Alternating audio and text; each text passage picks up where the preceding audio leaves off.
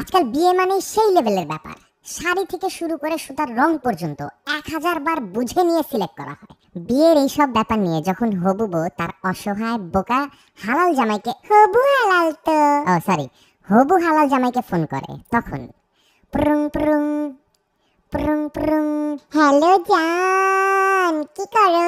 কি করব, গত 2 বছর ধরে ফেসবুক করি, আর কি করব, ফেসবুকই করতেছি। আচ্ছা শোনো না, বিয়ের ফটোগ্রাফার নিয়ে কিছু করলা? বিয়ের তো আর বেশি দিন বাকি নাই। এইটা নিয়ে কি করার আবার? তোমার বলছি না টেনশন নিও না।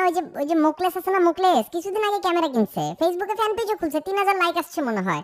ওরেই বলবো না, তুইলা দিবে। আই কিসের মোকলেস? তোমাকে কতদিন ধরে বলতেছি প্রিটোরিয়াকে বুক করো, বুঝলাম না, কথা শুনো না কেন তুমি? আরে বাবা, যেই কাজ 1 প্লেট বিরিয়ানি দিয়ে হয়ে যায় ওইটা করে আবার 50-60 হাজার টাকা খরচ করতে হবে কেন? বুঝলাম না, এটা কি কইলা? দূর, বিয়ের মধ্যে এরকম কইরো না তো। প্রিটোরিয়াকে দিয়ে তুলাইলে জানো ও অ্যাঙ্গেল বুঝিয়ে। আমার তো সব সাইড ভালো ছবি আসে না। আর জানো, আমাকে ছবিতে মোটাও লাগবে না, আমাকে একদম স্লিম লাগবে। তোমার ভালো লাগবে না বলো? তোমার বউকে যদি শাকিরার মতন কোমর দেখালে। তাই নাকি? কইলাটা কি মিয়া তুমি? এটা আগে কইবা না, হুদাই তোমার খাওয়া দাওয়া বন্ধ করার কথা বলছি। তাইলে তো ওরে নিয়ে তোমার সামনে বসাইলেই তো হইতো এতদিন। তোমাকে তাহলে আর মোটা লাগতো না। তুমি আমাকে মোটা বললা? আমি কই কইলাম তোমারে মোটা? তুমি না মাত্র কইলা যে তোমার ছবি তুলে দিলে তোমার স্লিম লাগবে। আমার চাচিও বলছিল তোমার ফ্যামিলি আমার শরীর নিয়ে অনেক কথা বলে। এতই যখন আমার শরীর নিয়ে কমপ্লেন, তাহলে বিয়ে করার কি দরকার? ছেড়ে দাও আমাকে, ছেড়ে দাও। এইটা আবার কোন চাচি তোমার? 3 বছরে তো এই প্রথম তোমার চাচির নাম শুনলাম। কি রে ভাই? প্রিটোরিয়া বলছিল ওয়েডিং ডায়েরিতে ওদের বুকিং দিলে সাকিব আল হাসানের মতো আমাদেরও বিয়ের ছবি তুলবে সুন্দর করে। বিয়ে করে কি করার জন্য বলো? এত সুন্দর শাড়ি পরে কেন বলো? ছবি তোলার জন্যই তো। আমার শাড়িতে যদি একটু ঝিকঝিক না করে, এডিট না করে, তাহলে কি হইতো বলো? আর এত ইম্পর্টেন্ট একটা কাজ যদি ভালো কেউ না করে, হইলো কিছু বলো? বুঝলাম না কিছু, কিন্তু আমি জানি না, মানে ফটোগ্রাফি নিয়ে এত ঝামেলা হচ্ছে কেন ভাই?